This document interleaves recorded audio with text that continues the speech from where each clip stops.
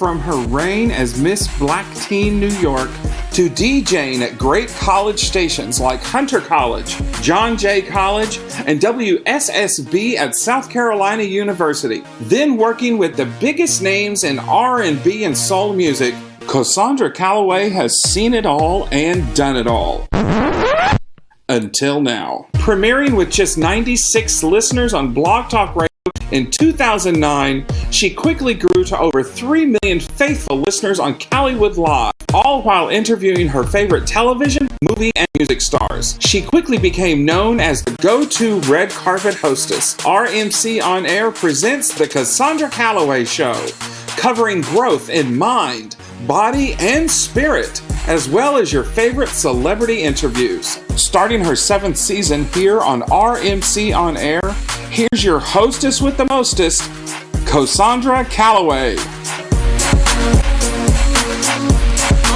up? What up? Hi, it's Cosandra Calloway, and I'm here live on rmconair.com and blogtalkradio.com. For the next 60 minutes, I'm going to entertain you with some extraordinary guests. I'm going to start you off with Mr. Kevin Powell. 12 books in his, just 12. I want to know if the 13th book's going to be about me since he just met me today. Then we have my boy, Mr. Charles Belks. You might have seen some things going on last Oscars where he fit the description. We'll see about that. We'll talk to Charles Belks. And also coming in today, we're going to have my girl, Chandrella Avery. You might have seen the movie First End of Watch and Napoleon Dynamite. Those are my guests for today. I'm also going to start off by saying, there's some, as you look behind me, we have some changes going on in the studio. So this is what, the 7th, 8th, 9th show? I don't even know what show we're on right now on RMC, but I'll have it by the time this show is over. So we're making different things and trying to make you guys see some different things. So if you like what we're doing with the set, hit us up at 323-965-1600 or hit us up at info@CosandraCalloway.com. I'm going to start the show off today with, we have a missing child, and what I'm going to do is, there are things with the show. I reach millions of people. So I want to, in this millions of people I reach, I'm feeding your mind, body, and spirit. So I want your minds to be on this. His name is, and I want to say, his last name is Campbell, and his first name is Hadi. I'll get it. Missing. Talking points. Chris is like, Hassani Campbell, thank you. And you know, is that now that we've made switches around, I can't see my cues in the corner up there. So thank you very much, Chris. So Hassani's been missing since 2009. So if you guys can help us out, take a look. And if it's going by too fast, go back and rewind and look at the show tomorrow, because just in case you missed it, if you missed it, you're not watching me right now. So Hassani Campbell is missing 2009. So if you guys can, if you see him, help. Look at the information on the screen, and we will hopefully find Hassani Campbell. It's been a lot of years. Now I'm going to also say Tuesday or Wednesday was Veterans Day, so I have a couple of friends who are vets. The first one I want to say, I don't know if you congratulate a vet, but I want to say thank you for your service. The first person I have to thank is my boy Ernest. He's an associate producer of the show. He does so many different things and helps me out. So Ernest, as a vet, we salute you. I also want to salute my cousin Merrill. My cousin Merrill has been in the Navy for, I don't know, Maryland has been in the Navy, I don't know how long, but she lived in Alaska, and we're first cousins. So Maryland, thank you for serving us as well. And the last vet that I want to thank, this lady and I go all the way back to Radio City Music Hall when I was a little kid.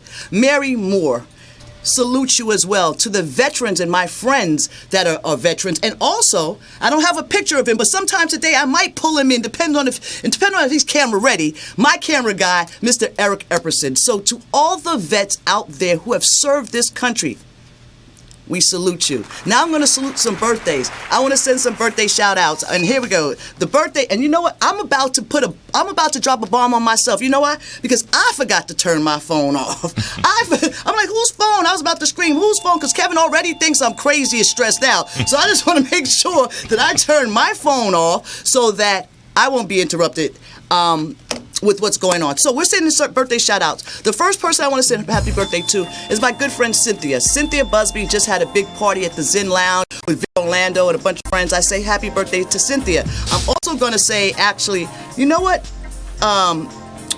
Wait a second. Oh, Mashawn, my cousin Mashawn. Hey, Moosh, what's going on? Mashawn, we had a great time at C's birthday. I love it when I see you. And the fact that we went to South Carolina State at the same time, we're living in the same boarding house and didn't even know it. Happy birthday, cousin Mashawn. I also want to say happy birthday to Stacy.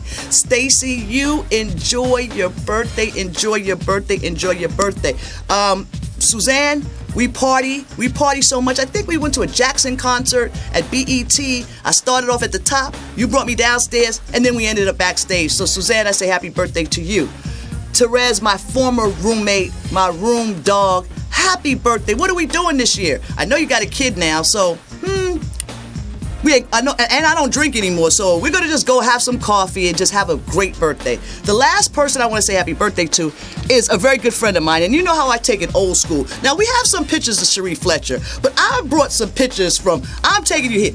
Happy birthday, Riri.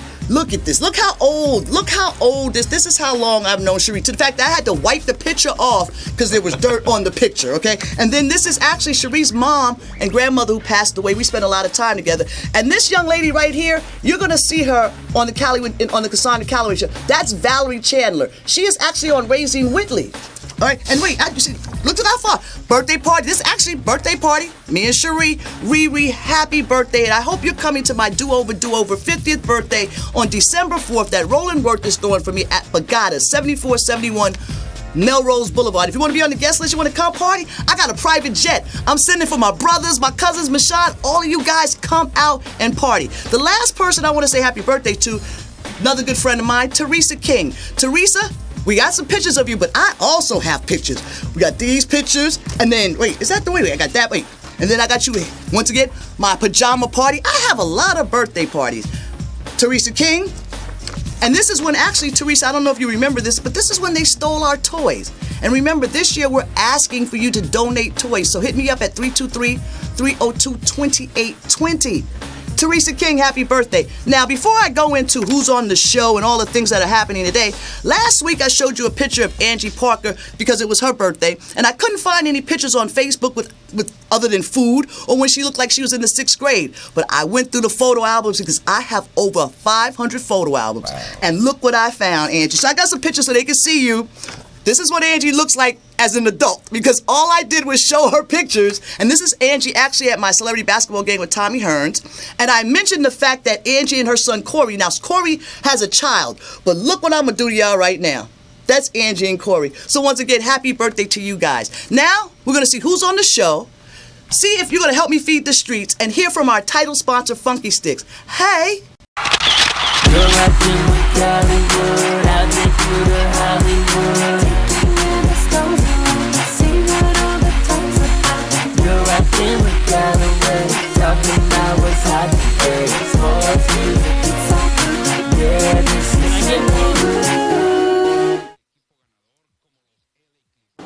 Hey, what's up, everybody? There's so many people out there that are hungry and homeless during this time of year, and I make it a point that I feed them. So I need your help once again, because I want to feed the streets on Thanksgiving and Christmas. So why don't you hit me up at 323-302-2820.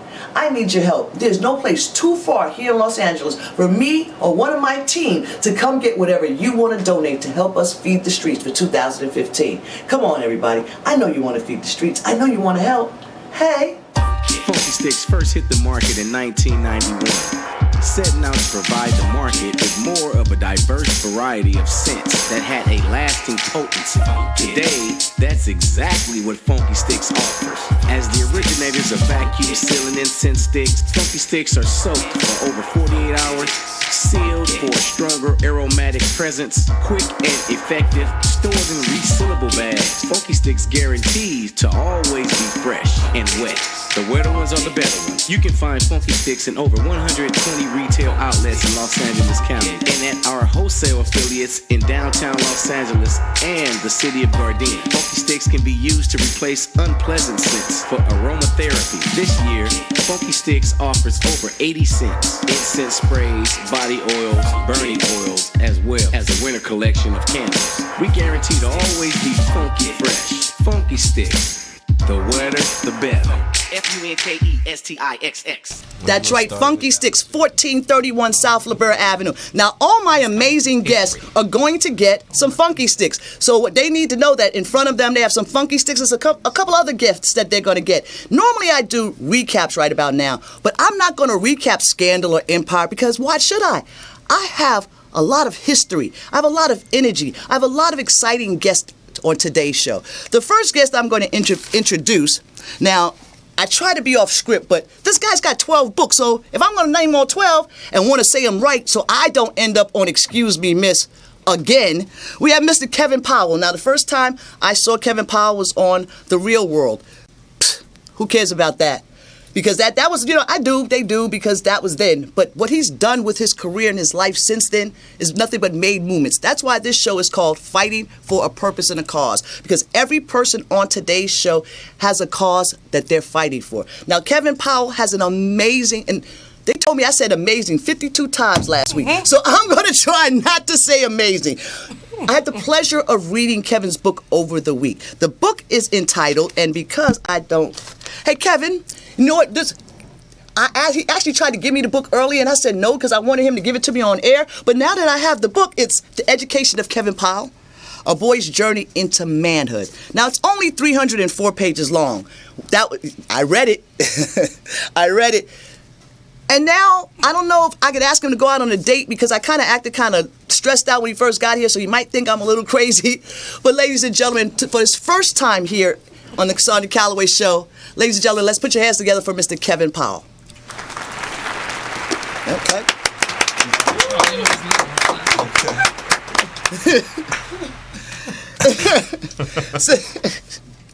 Kevin, it's Queens. It's the Queens. I'm from Left Rack. Are you from New York? That's it. Exactly. I'm born and bred Left Rack City, New York. That's where. Now you get it. I got it now. I'm from Brooklyn. I live in Brooklyn. Bed-Stuy, running for Congress for Brooklyn and all those type of things. Yeah, your accent. How do you say Manhattan? Manhattan? There it is. There it is. What you talking about? Word. Word? Yo, you be bugging. Word. Now, I said that because I've watched Kevin's interviews over the last couple of weeks. Deep. And he said something, he was talking in an interview, he said, yeah, they be bugging. And I thought about it. Man, that's how, I felt like New York. I was like, yo, once he talks to me, maybe I can get a date because he'll feel like the New York in me. Right? So I'll be like, I don't be bugging all the time. It's just then we only got 20 minutes to set up. I want everything to be perfect for the people watching the Cosandra Calloway Show on RNC. How long you been out here? I've been out here since I was early 90s, and then but since 2003, consistently since 2003. All right. Now, before we get into our interview, I'm going to then slide you over to this next young lady sitting next to you. Now, she's been cutting it up and making sure that we watch what we see, okay? Because she's got secrets and some bees and some things, okay? But you know what? It's not a deja vu because she's been on the Calloway Show when it was the Calloway Show, but now she's on the Cosandra Calloway Show. My friend Chandrella Avery, who actually shook my hand when she walked in here like she didn't know it was me. Okay. Chandrella Avery! Thank you. You know that wasn't what I was doing, Cassandra. No, I know that. You were so busy looking at my track. Well, I can't say that because I don't want your husband's from Africa, and I'm not trying to have nobody come up in here with no spears and anything. So you were not looking at. I'm from South Central, so you don't want me to come up in here with no guns like that. Boom, get it with it. Okay, South Central in the house. No spears in Africa. No, he's from. Oh, he's from where? He's from the city. Not everybody's from the jungle. Okay. Okay, get our little education. He's not over there. I had a friend tell me that her boyfriend sent his sister to their diamond mine and picked a diamond for him. And then I stepped on it and it cracked. So I don't believe nothing nobody say about people from Africa. I have to hear it for myself. So I don't believe the myths. And I actually had the pleasure of meeting him at several of your sip-in shop and the event we did for Fendi. Yes. And this incredible actress is Chandrella Avery. Now, sitting next to Chandrella Avery, I can't say he's my brother from another mother, but he is my brother since I moved into Los Angeles. When I first met Charles Belks, I was doing the show and he was doing publicity, and he had some artists. Well, last year, Oscar time, I was actually really feeling myself because I was invited to the same Oscar gifting suite where, thank goodness, Charles Belks was not running to put money in his meter because it would be a whole different story. But he fit the description. And the description of what? A fine black guy walking down the street in Beverly Hills? Ladies and gentlemen, please put your hands together for Mr. Charles Belks. All three of you guys are fighting for causes. All three of you guys are standing up and trying to make a difference. I'm going to start off with you, Chandrella. Now, Chandrella, the acting from Cuts, Napoleon Dynamite, End of Watch, Secret Lives of Bees. You've had 9 names, in the short span of your career, because it started kind of, in 2004, correct? That is correct. Yes. So for someone to have, have relatively such a short career, you've been in some amazing movies. Now, Jake Gyllenhaal, End of Watch. What? And Michael Pena, very wonderful. Very I don't like him. I like I'm sorry, Michael. Jake Gyllenhaal does it for me, girl. Girl, he did it for me too. It's okay. Thank you very much. I'm humbled. I've been very blessed. I cannot deny the blessings that God has really bestowed upon my career in a short amount of time. It is my 11th year functioning as a full, whole actor. So it's been a great ride. I've had the opportunity to work with, a half a dozen Oscar winners. So, I'm in good company, but I really appreciate it. I went to school for theater and performing arts high school. So it's what I know and what I do and what I specialize in. So I'm trained. This isn't just something I just thought about. Yeah, I saw one of your interviews, and you said, you did not necessarily have to go to school. I feel that, I'm so talented that I don't have to take a class. But then when I can't read my own notes from my own script that I wrote, maybe I need to take a class. No. It just comes, God put a talent in each and every one of us, as we all, the three of us are here today to profess that. So it's what's been put into me. And as a result, I just believe that it's better to be schooled or studied, so that way you're not whimsical about anything that you do, just in general in life. I think it's only helpful, and it bestows a sense of greater opportunities for you, and you're able to work with people such as I've worked with based on the type of talent that I render out in the world. So it's been really helpful for me, and I'm really, really grateful. Truly I am. Well, because you're so grounded in the Word, I see more posts about church, God, and your minister than I see about any of the events that you do on social media, which is amazing. Now I'm going to slide to your right. I had to turn to see which one was her right. Kevin Powell, I'm going to tell you this now as I rub on your book. I've had a crush on you. Oh wow. For years. Yes, ma'am. For years. And I say, and not your looks. I have a crush on your mind. Thank you. Wow. The information that you put in your books, and the information and how you speak and address the schools and the individuals that you speak to, take them on to the next level, for me, as a New Yorker, and I feel that we are sometimes misjudged, and the adversity from real world to take your career to where it is now, I applaud you. I applaud you because my nephews can look at you and say, I respect that man. I appreciate that man. And I appreciate the fact that you took it and you put it all in this book. Why that? Why this? Well, first of all praises due to God. Thank you so much. And, it's great to be here, Ms. Avery, Mr. Belk. I appreciate the opportunity you're giving me. I love what she said, Miss Avery said. Writing is I'm an activist first and foremost, and I was trained as an activist to serve our communities, which is very, very important to me since I was a youth, 18 years old. It's not something I take for granted. You just don't jump out there and say you're going to help the community. You actually need to know what you're doing. You need to be rooted in history. You need to be rooted in current events. You need to know how to reach people.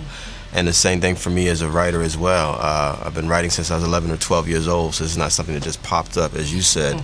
Literally, if you come to my house, it's packed with books. I love literature, I love the arts, and when I got to college and I discovered black writers, because I didn't know, given the wonderful integrated schools I went to, which was supposed to be the best public schools, they didn't teach us about black writers, black arts at all. And so once I discovered black folks wrote books, I said, this is my passion. So activism and writing go hand in hand for me. And then, you're absolutely right. I mean, when we leave this event, I was saying that we got to, once this is over, we're going right to S1 Books to have a community conversation, because I believe in the book is important. Yeah, we want to sell the book, but more importantly, like how can we talk about some of the things happening in our communities and never let people come together and not offer offer some basic action steps and some solutions, no matter who they are. And so that's my work. My heroes are Malcolm X, Dr. King, Faneuil Hamer, Ella Baker, people like that, Zora Neale Hurston, Langston Hughes, great writers, but it's people who are rooted in our communities. And, like the sister was talking about, God, I feel the same way. I'm a Christian, but for me, being a Christian means that you do exactly what Jesus does or did, which is you got to be in the community with the people, not stuck in some wall called the church all the time. You got to be out there serving, and you got to be with the people who are most in need. I come from a single mother, welfare, food stamps, violence, fatherlessness. I'm very blessed to be sitting here, and so I know I have a responsibility to reach back to as many people as possible. And in spite of the 12 books, all the TV stuff, it doesn't matter, Fox, CNN, MTV, all that stuff, cover stories I've done for magazines, all that stuff is irrelevant if I'm not giving back every single day of my life in some way to our communities that need it in South Central LA or Brooklyn, where I'm from.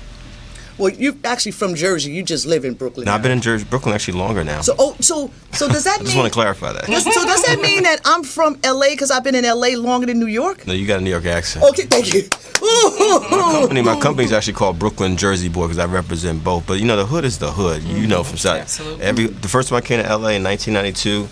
For MTV, we were doing a documentary about LA, the rebellion after it happened. I was struck. I said, man, this is just like where I come from. The difference is that it's sunny, it's beautiful, it's palm trees, but when you start talking to the people about the conditions, it's Left Rack, it's Fort Greene Projects in Brooklyn. That's where I grew up. Yeah, it's the same thing, and that's the stuff that we got to deal with. Like, Sister Avery speaking, how do we multiply the Sister Averys of the world so our communities can see that there's all kinds of possibilities out there, I think that's our responsibility. We gotta make sure that our young people know that there's a life out there beyond what they've been given. Right. I didn't get on a plane until I was 24 years old. When I was a kid coming up, California seemed like another planet to me because I just didn't think it was even real to go across country. That's what poverty, growing up in certain environments does to us, and we got to let people know that there's more out there for us. We deserve more, we deserve better, and we got to fight for it. That's what my mother did. In spite of only having an 8th grade education, she fought for everything that I have now. Education. Knowing that there's something better for you out there. And that's it. And to be fighting, to fought for so long growing up, and like you said, Left Rack City. Now, when I moved to Left Rack, we were the first black family there, so it wasn't so much chaos going on as then the 80s when they opened up Section 8. Yeah. And we have to, and now we were dying then in multitudes. We're dying now. That's right. And when we have situations like Charles, where you're just walking, minding your own business, and we were at the same event. We were at the same Emmy Gifting Suite event, and to leave there and to be arrested, spend 6 hours in jail, denied. This is the tips. I was just going to go deny. That's tell us past the 6 hours. What have you done so that individuals such as yourself do not have to sit in jail for 6 hours when they've done nothing wrong? Sure, Cosandra, so all praises to these two for, they make that choice to go out and change their community and give back. Unfortunately, I didn't land on Plymouth Rock. Plymouth Rock landed on me. So, I kind of was walking down the street and had this incident that happened where I was wrongfully arrested for mistaken identity, of course. And as a result of that, after getting out of there for 6 hours, after posting on social media, after doing national television, all ready to go back and settle into my life as it was before, I found out that I had an arrest record. And even though I was walking down the street innocent, even though I didn't do anything, and even though they let me out of there 6 hours later and said, yes, you are innocent. No, you were not arrested. You was just detained. Someone notified me and said, hey, you have an arrest record on the LA Sheriff Department site. It says that you was held on a $100,000 bail for felony armed robbery. And at that point, once we got my situation taken care of very quickly, it then became an effort on my part to make sure that other folks that was experiencing that, and a lot of folks get wrongfully arrested all the time for mistaken identity, we set up this campaign called #AutoErase, which says that if you're wrongfully arrested for mistaken identity, that burden should not be on you to get your record erased. It should be on the arresting agency to take care of your record, because that could take up to 6 months and $5,000 of your money to get your arrest record erased. race. We have persuaded legislators in 6 states to introduce legislation, and it's been passed into law in the 2 states. North Carolina's one. North Carolina's what's one, the and other one? Illinois is the other one. See, you're working, man. I love it. I love when I see you in Congress and you have your, and you're all, I feel like I'm the president of the United States is sitting there. It's just like, what? Like, you got, and you're making a difference, because I didn't know that, or other individuals didn't know how long it takes for their arrest record. I actually had an incident, and when it happened to me, I thought about you. I was feeding the streets. And hey, guys, feed the streets. If you want to help me feed the streets, I need some food. Info at CosandraCalloway.com to help us feed the streets. But I'm feeding the streets, and as I'm walking away, this police officer goes, "Hey, you." So I know he's not talking to me. I keep walking. "You, in the black." So I turn around with my little bag. He's like, "Why are you stopping me?" "You were drinking." And before I could say anything, he's like, "Hands behind your back and against the wall." Now, I'm at this point like, okay, this is not happening. So when the first police officer came over back to me, he's like, "Your ID?" I said, "I don't have any ID. I literally was around the corner from my house." And as I'm trying to explain to him, the guy who was drinking, the drunk guy who was drinking, kept picking up the beer. So the mad cop is getting even madder. So now his attention's over there, and so the other cop comes and he's like, "Why don't you have ID?" I said, "Sir, I'm just feeding the street." So I had my phone, and my phone actually had a picture of me from when I was hosting the BET Awards. And I was like, "This is me. I'm a red carpet host. I wasn't drinking." I said, "If you look on the bench, there are 4 bags with apples, what's everything in the bag." He went over there, he took my phone, he went to the other cop. They stayed over there for another 20 minutes because he had to calm Mr. Cop down. Then they came back, "Okay, you can go about your way." Now, for a second, I thought about, and then I'm like, no, you know what? This is not a place for me to go rah-rah to the black thing. To find out the next day that everyone in the bus stop got a ticket for littering. Last week, I called in the description of a white man with no shirt on, black pants, red shoes, with a knife on the corner of Pico and La Cienega. 45 minutes later, a black guy who was mentally ill, running around, minding his own business. When I got back 2 hours later, guess who they arrested? The black mentally ill guy, and the white guy was taking a bath in the shell. Wow. So it's not just you fit the description. This gentleman, he didn't. The homeless man he didn't fit the description of what I called in. It's the way that the police officers are training themselves and thinking it's okay. We've seen a lot of videos now where we're seeing the police doing these things that we've been saying for years that's been going on, but nobody believed it. Now when we saw Rodney King. How many? You said you were here in '92, Kevin. Oh, yeah. So this is when how many of us saw the video of this man, and then they still found these police officers innocent? So at what point do we find justice? Well, I think for me, and listen to everything you said, it's great that we're now in an age where video is just taking presence. But I think that people also, and that's why I wore the shirt on the show, we can make a difference. John F. Kennedy once said that one person can make a difference. One person can make a difference, and everybody should try. And I think that what you said with calling in to law enforcement about the guy that you saw in the corner, I think we all need to make sure that we speak up and we do something about whatever little piece of a situation that we're engaged in. So often, people don't do that. People will not take that step forward. And I was actually a little apprehensive about calling the police because I didn't know what was going to happen. Now, I said the person was probably mentally ill. I said it because I didn't want a whole bunch of police officers to come and it just get ridiculous, But when will Kevin? No, I mean, a couple things, because as an activist, I've been doing this work around racial profiling, police brutality for 30 years. And so this, as you said, this is not new. We just happen to have video cameras now. One of the things that my brother Lasana Hotep, who's sitting in the studio, always says is that the most important thing we got to do is be prepared. I'm a Christian now, but when I was a Muslim, when I was in the Nation of Islam, we had to know our basic rights as citizens. We had to know, okay, we're pulled over, here's what you need to do, brother, sister, but we also have to be organized. Since you quoted Malcolm X with that Plymouth Rock quote, if you go back to the Malcolm X film or to his autobiography, that scene where the brother gets brutalized in the movie and the Nation of Islam shows up, in large numbers, and they say we're not leaving until we know what happens with our brother. The reason why this keeps happening to us, a lot of us are not organized. We react to stuff, and we might march and protest for a little while. I see this all the time, and then we disappear, or it's just about us, and we don't realize it's about the entire community. And so folks think that they can do anything to us and continue to treat us as second-class citizens, because if you really are a citizen, as Malcolm said, then you be treated like a citizen. Citizens are not pulled over like Sandra Bland was in Texas, and a cop saying to her as she's smoking a cigarette in her car, put the cigarette out, and you go from going to your new job at an historically black college to you hanging in a jail cell under mysterious circumstances. Citizens don't get pulled over just because they're walking in a certain neighborhood, any time of day or night. Right. Citizens don't live in a gated community like Trayvon Martin did, and you get killed just because, someone thinks that they have the right to take your life because you represent a threat to them. And so we need to understand that it's not racial profiling, really, it's racism. And the sad thing to me is that we have this black man in the White House, Barack Obama. In the last 7 years, it's almost been like this explosion. We're going to let you all know that we have no respect for you or your community or this president or anything that's happening.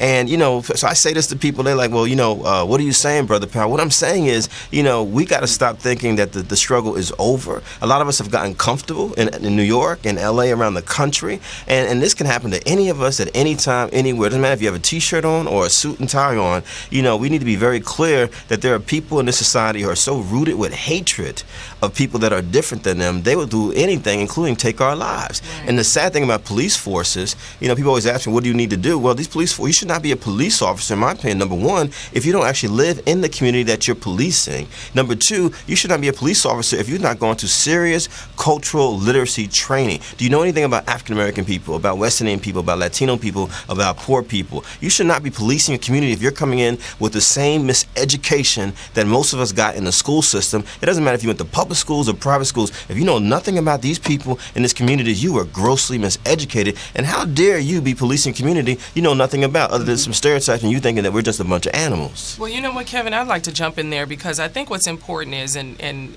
perhaps I didn't preface this on the outset, and that is, I'm from South Central, as I jokingly made the comment about, the gun, which was just because I'm a comic. Right. But fundamentally, I'm the eldest of 10 children, and my parents have been foster parents for children for 33 years, and we have fostered all children from all walks of life in the inner city.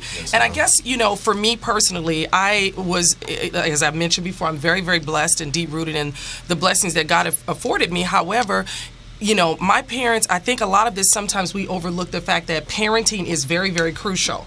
And we're missing a lot of that. It's not to disregard the obvious of what we're discussing here, but just like your mom, Kevin, who really put herself through food stamps and, welfare and did whatever she needed to do, I can appreciate that and understand that wholeheartedly and personally. Being the eldest of 10 children, coming from the inner city and actually not becoming a statistic. My mom and dad, especially my mom, was like, no nonsense.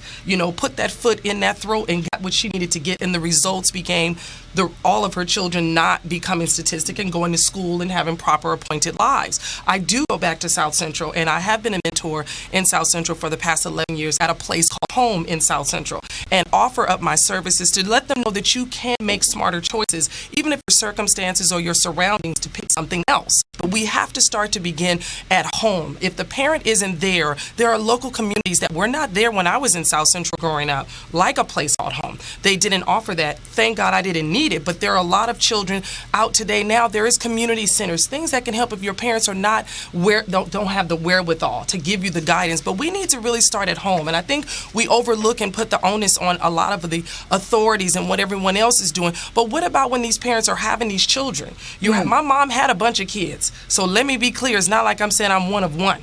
It's 4 girls and 6 boys, and let me tell you something, it was no nonsense in my mama's house. And then taking on other people's children that were unfortunately doing different things that landed their children in our home, foster children. So I say this to say that let's step back and evaluate our inner circle. And I mean, for me, I'm a major proponent and an advocate for sickle cell disease, which my mother lives with sickle cell. I have a pair of siblings who passed away of the disease. That alone is a disease just as much as you're saying we're not standing up together to unify and unite and we fall off. Trust me, Cosandra can speak wholeheartedly last year of she and I on a mission to commandeer these 100,000 signatures in 30 days so that way we can declare sickle cell a national health priority, because it is not declared a national health priority in 2015 and it's been existing since 1910. So when you talk about us not really, I believe, this is just me from my own personal experiences, yes, I did make it out of the hood. I didn't have a silver spoon in my mouth. Yes, I, had to go through the trenches to get to where I am, but I also know that we have other more close things. Sickle cell disease is killing us by the day. Not foregoing the cops, no. And in spite of that, we are still dying from a disease that we keep putting in the basement, that we ignore, that we disregard, that we are embarrassed or shameful about. Sickle cell disease will take us out far greater and quicker, not saying over the cops, because that is clearly taking us down, but we have something else jumping off at the same time, because we're not educated about sickle cell disease. So people are getting together, not being tested, unfortunately, and then having more sickle cell children, and then that life expectancy is 21. And if you're lucky, you can get to 25 or 30, or like, thank God, my mom in her 60s. But it doesn't come without the grace of God. No matter how much or this, that, and the other, you still need God to really override a lot of things. And I think we're so busy trying to fight the battle with ourselves, but we really need to get back to religion. You need to get back to the basics. In my mind, I grew up in the church. I am the church. However, I agree with you. The four walls are not the thing that actually the church lives within me. I operate in God, and I come out and I present myself wholly in His image. So it doesn't matter. Or her image. Or however y'all want to say it. However it presents itself to you. I'm just saying the body of Christ is in me, regardless. And I hear you. And but there's a bigger issue, is what I'm saying. It's not so much that overrides that issue. It's just that sickle cell disease. No one want to discuss that because they're ashamed and embarrassed. Actually, with all due respect, I do, because okay, I appreciate that. We need to get together. Then we have an organization called BK Nation. The BK stands for Building Knowledge, and we actually have several projects, and one of them is a health and wellness project, because we understand sickle cell disease, diabetes, high blood pressure. There's certain things that permeate the black community that are destructive to our community. The food that we eat, correct? Which is one reason why I'm a vegan. And I don't knock folks who eat meat, but listen, I agree with you. I appreciate the food. All of that stuff affects us. What I'm saying is that our struggle is on three different levels. It's external. We have to deal with the systems of oppression that exist in this society. They do exist. Dr. King talked about, Fannie Lehman talked about it. We never let systems of oppression off the hook. The second struggle, which you're talking about, is the internal stuff. What are we doing inside of our communities to destroy ourselves? One reason I get mad at folks is they say things like, Spike Lee's now talking about Black Lives Matter, doesn't talk about black folks killing each other. Actually, that's not true. Let me finish. Because I actually have been to all 50 states. I've been to all these major cities. I've been in all kinds of organizations, programs around the country. A lot of black folks talk about black on black violence. It doesn't get reported in the media. Now, do we have to deal with it? Oh, yeah. We need to deal with black male on black male violence. We need to deal with black male on black female violence. It's called domestic violence. We need to deal with all of that stuff. Issues of parenting, yeah, that's a real issue. The reality is a lot of us are poor people, but what I'm saying is, as we're even challenging our own people, we can't leave out the compassion part of it, which is, a lot of us are just struggling. I deal with a lot of single parents in New York City, and they barely are making ends meet. And so, my responsibility, or your responsibility, those of us who are privileged, because the reality is we're privileged sitting here. Absolutely. Our responsibility is to come to people with love and compassion and say, hey, there might be a better way for you to parent that child or those children that you have. There might be a different way, not to condemn people for not knowing certain things. Of course. And then the last part of it is the internal stuff. The reality is most of our people, all of us, everyone sitting in this space, at some point we're taught to hate ourselves as black people, as African people, which is what we are. If we don't think so, the show before this, I'm not trying to blow up people's spots, but it's called the African Focus Show, and we asked them a simple question. What were y'all talking about? We think like they're going to be talking about stuff about Africa. They were talking about Vivica Fox and 50 Cent's beef, which is one of the most ridiculous things you can have a conversation about, because that has nothing to do with the state of our people. And so what I'm getting at is that, it's not about, for me, it's not about religion. It's actually about spirituality, because anyone can be religious. There's no question. I agree. Anybody can. In fact, if religion was the answer for black folks, we'd have been free 400 years ago. We've had every kind of religion imaginable in society. You've had Moors, Muslims, Christians, all kinds of variations of Christianity. But what I think about is like, what is the holistic plan for black people to go forward? I say 6 areas: spiritually, politically, culturally, financial literacy, physical health, and mental health. To me, and this is based on doing this work for 30 years in these communities around the country, those are the 6 areas where we often are falling down. Spiritually, politically, culturally, financially, mental health, physical health. Are we taking care of ourselves in those 6 areas? Do we actually have a plan of action for those 6 areas, or are we just kind of figuring things out and surviving? Black folks know how to survive. We've been doing that for 400 years, but do we actually know how to win? You don't win if you don't have a plan. That is correct. So what do you say to that then? Because what I say to that is, I want to join back in the conversation, please. Oh. I was like, we have to take a quick break. Okay. We have to, I was like, with Cosandra, we just had to chit chat for a second. and you know, and I love it, but I was like, what happened was I got so engulfed in what you were saying, I forgot I was doing a show. I'm like, we're going to be right back with Kevin Powell, Charles Belk, and Chandrella Avery. Hey. You're rocking with Calloway. I've been through the Hollywood. You're rocking with Calloway. Talking about what's hot today. Sports, music, it's all. Yeah, this is My name is Chandrella Avery. Begin to read. You know, there's nothing greater than reading books about acting 101. You know, if you want to be a stand-up, 101. They have all those books in the library. As a little boy, I always felt like my life story, not in any egotistical kind of way, just like, wow, I cannot believe I'm having this experience. The poverty, my single mom, all the hardships, but at the same time I had this very interesting childhood because my mother took me to the library when I was a little boy and I fell in love with books. And I realized that over the course of my life, you know, from that little humble beginning of growing up in Jersey City, you know, my life has really been like a bridge to a lot of different experiences and a lot of different types of people. What does that mean, black male? You know, is that a onyx black? Is that a jet black? Or is it a brown? Is it a coffee brown, a caramel brown? You know, what does that mean? In my case, I'm a Tahitian sunset brown. So what is exactly what they're looking for? Tahitian sunset brown. Okay, Charles, I see what you did there. When I got to the Beverly Hills Police Station, and once they went through the process of taking my fingerprints, taking my photo, they had taken my belt, my shoes, my wallet, everything out of my wallet. I asked them, I said, wow, this is like a nightmare. And one of the officers, the booking officer, said to me, this is a serious crime you committed. Oh. And I thought to myself, I've been convicted. Yeah. I've been tried and convicted, all in a very short period of time.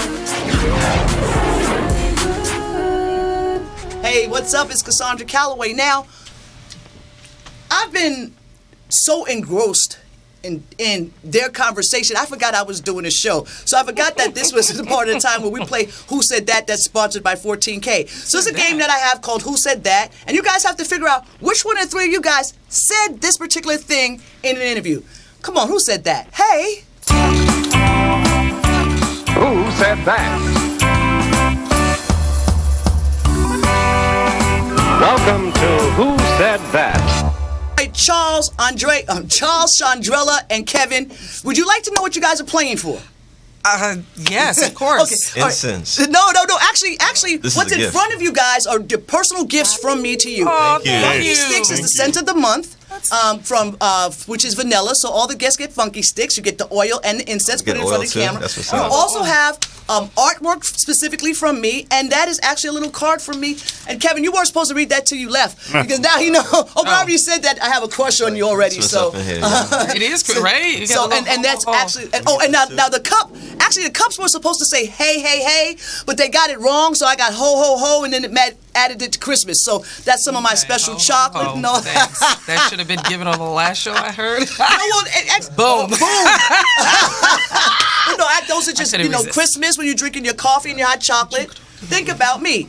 Oh. See, He did the comedy, Kevin. You got, it's okay. You'll be. Chandrella's over there. She's still doing comedy on the side. So guys, you want to know what you're playing for? Yes. All right, please. so you're playing for out of the Cosandra Calloway bootleg lunchbox. You have. Wow. This is what. Oh, this is specifically. Here you go. If you ever get stopped by the cops, you have your own badges. Mm-hmm.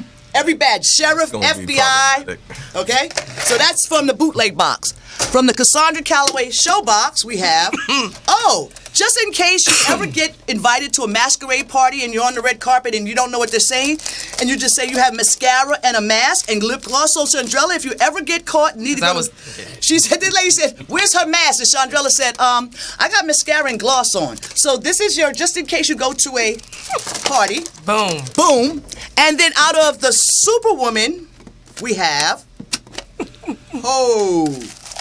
a bag of green and yellow M&Ms. Now these green and yellow M&Ms are specifically for Kevin, because what did Pop tell you? He said green M&M's, yellow M&M's don't go together. So you can get this bag of green and yellow M&M's along crazy. with this other bag She really of the did her other research. M&M's, because I had a video of me separating these with gloves on, so whoever wins them will eat them, so y'all wouldn't think I use my hands. So you get the... Okay, so you ready? What was the blue and orange? Was that blue and orange? Well, no. Well, actually, these are the leftovers. These are the ones that came. You know, M&M's come in a box with a whole bunch of colors. So I had to separate 8 bags to get this little box Lord. of yellow and green M&M's. Commitment. What? Commitment. All right, so guys, said who commitment. said this? Commitment. All right. This girl, she's committed all the All way. right, you guys ready? Who said this? Having a strong will to commit to the story. 1. Who said, in all of our diversity, we're all beautiful? Number 2, Tay Diggs Black, LL Cool J, or Black, or Drake Black. Who said these lines? Do. Do we answer at the same time? Well, whoever goes for, yeah. Who? Well, the first one, I said the first one. Okay. The last one, I think, yeah. And I think the second one, I want to say I said it, but I guess I'll give it to Kevin if we have to split them. Diversity. Well, Diversity, that's yeah. it. So what would you like? Would you like the M&Ms? Would you like the badge? Well, matter of fact, this is what we're going to do. Seeing that all the Who Said That gifts are for specifically to you guys. Because I won we'll it, give right? them Did I not all win the it? Who Said That gifts, all of them. Kevin, Charles, and Chandrella will all get their personal Who Said That I gifts. want the Wonder Woman. We're going to be right back with more of the Cosandra Calloway Show right after these commercials. Hey! She's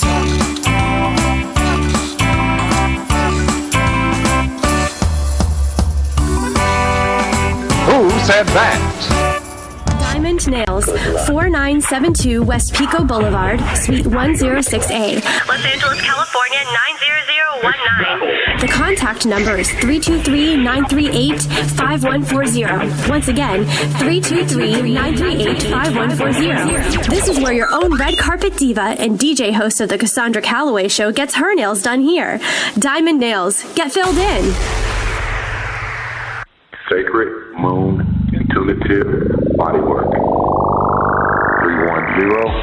310-736-8548 or 310-403-7534.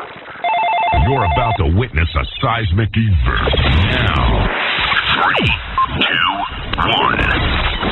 Contact information is medicinewoman39@gmail.com. That's MEDICINEWOMYN39@gmail.com.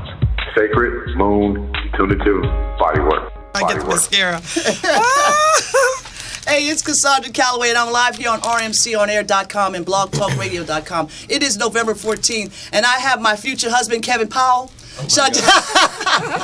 Chandrella Avery, extraordinary actress and activist for sickle cell anemia.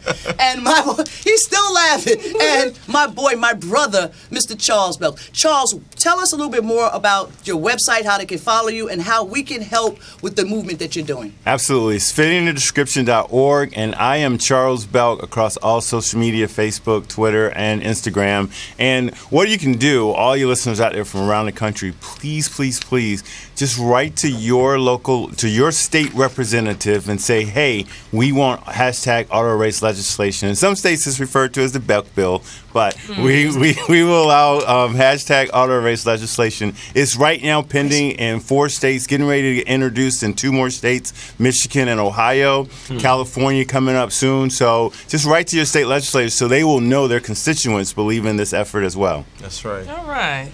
Now, Chandrella, we did have someone on the line that wanted to talk about sickle cell, and I guess they hung up, and I apologize.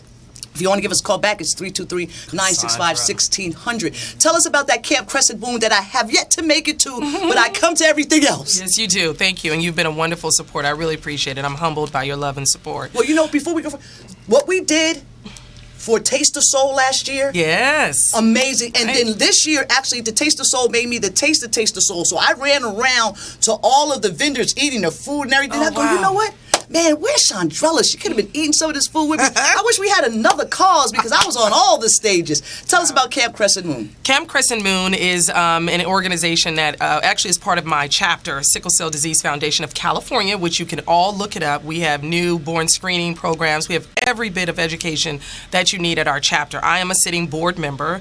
My brother, who lived for 17 years with sickle cell, he went to Camp Crescent Moon 10 of the 17 years that he was alive, and it has been around for 50 years. It's amazing. We raise money, and as Cosandra said, she's come to all of my personal events that I do through Crown Blue Living, which is an organization that's mine. It's my personal production company that I raise monies for myself for the chapter, Sickle Cell Disease Foundation of California.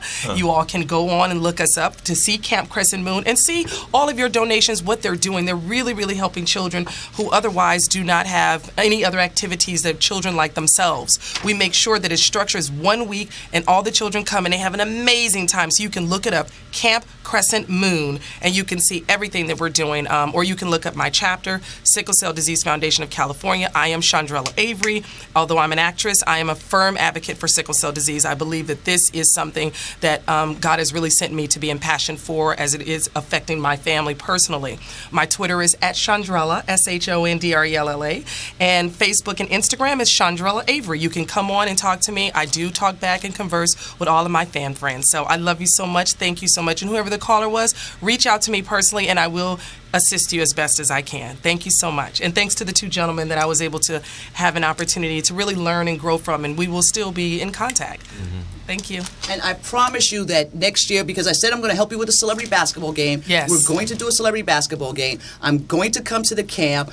Did you do Sip and Shop this year? Because if you did, I wasn't invited. No, we did not do a sip. We did a different type of raffle this year, and we did a different kind of campaign. Okay, Cassandra, throw me underneath the bus. No, we did not. We did something different. We did a phone-a-thon, and that was a little bit different. I worked all year. I have several projects that are coming out, which you guys can look on my Facebook and you can see. Which, to your point, I do post a lot of my scriptures, and if people wanted to know, I'm at spiritandlifeministries.com with Pastor Stephen Hamilton. I reside there, and I love the fact that I post a lot of scriptures to help people just grow. Sometimes, knowledge is power. Whether it's reading or either way, you need to have the Holy Spirit working and operating through you with compassion and love. So I thank you so much. I thank you, and I also want to know, when can I come use your house as a photo shoot again? When you going to introduce me to my husband? Does your husband, put out... Your husband was right here on the show. No, Charles ain't looking for me. Oh, Charles, okay. I've been chasing Charles. Look, here's the deal. I'm going to come back. I'm going to chase Kevin in a second. We're going to be right back after this break. Kevin is busy. Kevin is busy.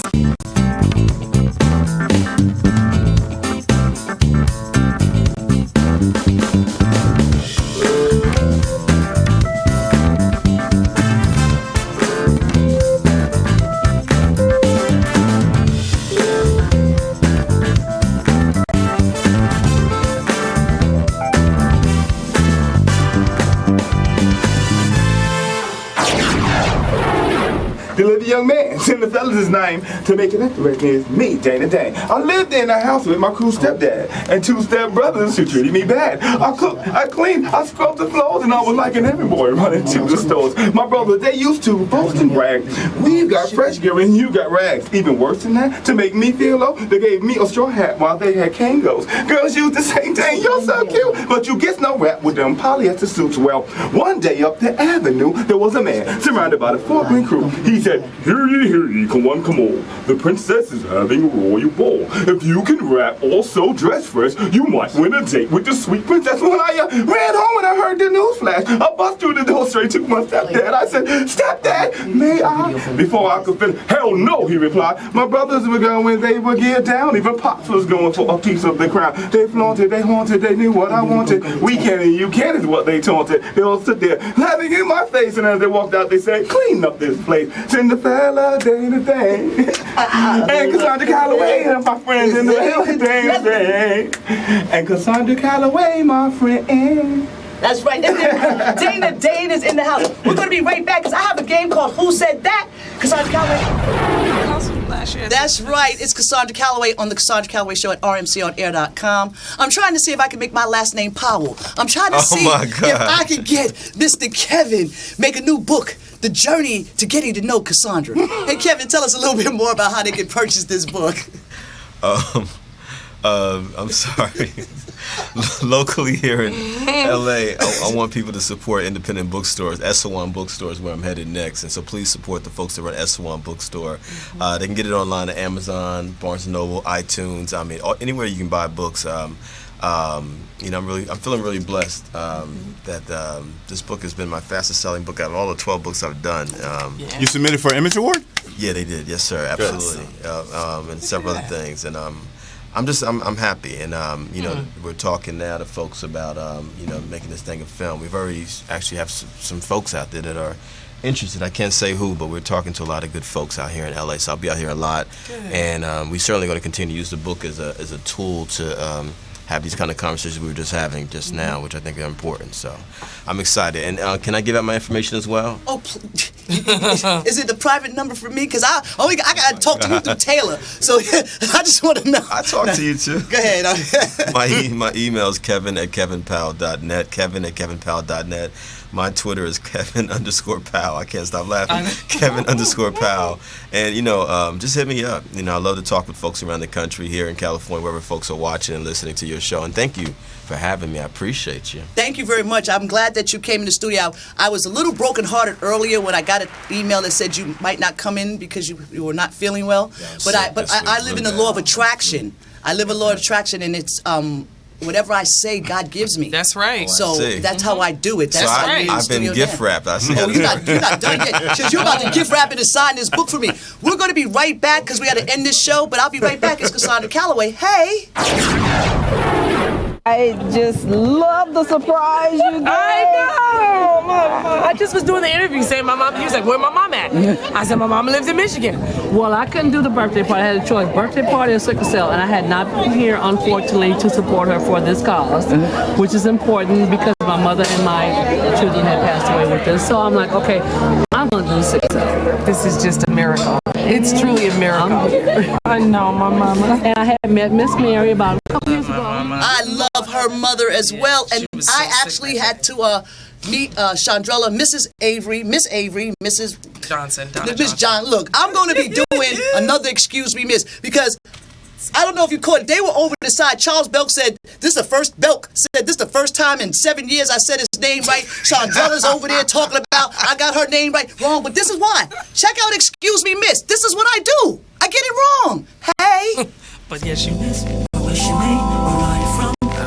First, I have to say happy birthday to my belated, or my father that has passed away. So Richard Calloway, happy birthday. I normally try to do this without a script, but I'm going to have to go to my script, because next I'm going to say, and I've lost my whole train of thought. What am I supposed to be doing here?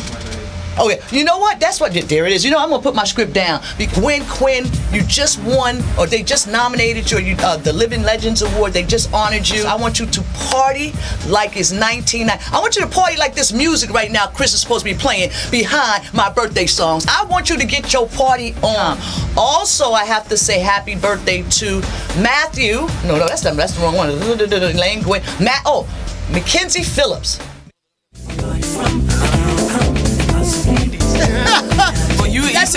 That's my Excuse Me Miss. I tell you, I try to get it better. I'm working on it. So we'll see what errors are in the next Excuse Me Miss. I'd like to thank Mr. Charles Belk for doing what he does, for standing up for justice, for making sure that you don't have to be in jail for 6 hours, 6 minutes, or 6 seconds. I didn't show that picture of Charles on the cement, concrete handcuff because it hurt. It hurt my heart for my friend to go through that. So Charles, I say continue with everything that you're doing. When you go meet President Obama, I better be there, okay? You got it.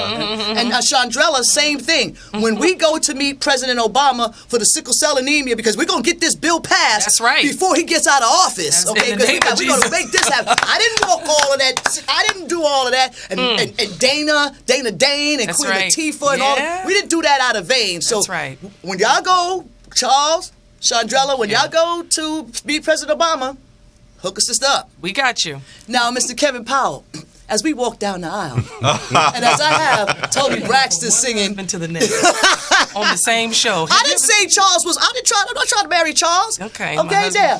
As we walk down the aisle. Yes, ma'am. And yes, Lord. Chandrella's husband is throwing rose petals as we walk.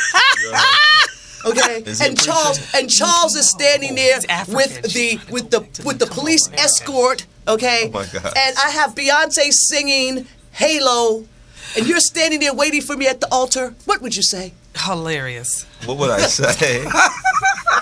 I'd say, who am I? Right. What happened is what you should say. How did this go wrong? Oh, wrong. Wait a second now. Abort. Are you throwing digs at you? You don't get all of Chandrella's gifts because she just don't make me do you like I did Whoopi. Now, no. No, you shouldn't want to do that. Remember, we're friends. We're friends. Oh, that's right. We're friends. Kevin Powell. Are you singing? It's complicated. Okay, well, you know what? I don't need complications because I'm complicated enough. No, I'm trying to find a frame to go with this single. picture. Okay? I'm trying to find a frame to go with this picture that God has created. I want to thank everyone that listens and watches the Cosandra Calloway Show. But most of all, I want to thank God. I wake up every day, and the first thing I do is thank you. I thank you for the talents that you gave me. I thank you for the fact that you told me to sit still. I thank you for the fact that I found this studio. 6 years ago, 3 million people just heard me. Now you're watching me. And you're watching a joyous ride that I'm on. I made some changes, and if you like the set or don't like it, hit us up at info@CossandraCalloway.com. But the change that I really made that I hope you enjoy is how much I love God. I will see you on Tuesday on 14K. It's Cosandra Calloway. Hey. Yes, she is. Email Calloway2009@gmail.com. You've just seen and heard the Cosandra Calloway Show.